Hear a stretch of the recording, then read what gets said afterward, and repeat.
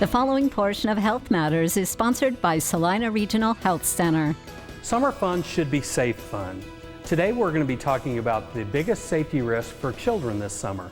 I'm joined by Salina Pediatric Care nurse practitioners Jessica Scott and Keri Kavouras.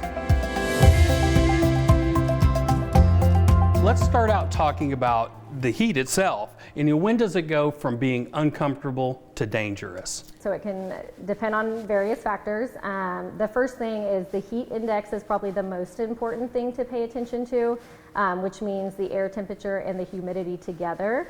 And so really we say try to avoid the hottest times of the day, which would be around 10 to 4, and take frequent breaks. Another important thing is hydration, which kind of goes along in that heat. So we would recommend with kids to drink at least 5 to 10 cups of water per day, so that we're trying to avoid heat exhaustion, and some of those symptoms would be fatigue, headache, dizziness, muscle cramps, vomiting. Well, being outside also means the sun and bugs. Let's touch on those. So important to wear both bug spray and sunscreen. Recommend putting your sunscreen on first, looking for a sunscreen that's at least 30, and then of course reapplying every 2-ish hours, especially if we're in the water and we're sweating a lot.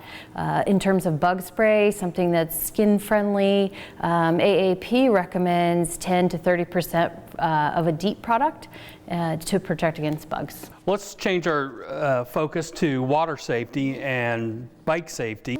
I'll address the water safety. So it's very important to teach kids not to enter any body of water by themselves. There always needs to be a trusted adult nearby.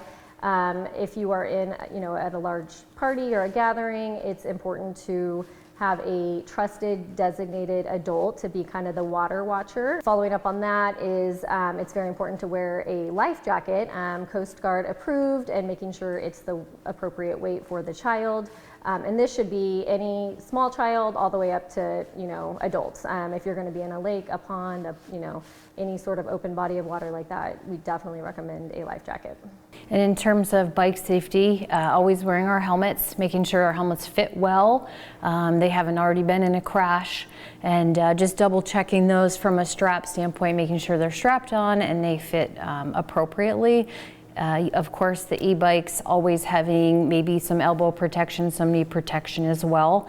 I think the other thing we forget, especially as kids, is we can't assume that cars can see us, so we should always take a double, triple look to make sure there's nobody coming.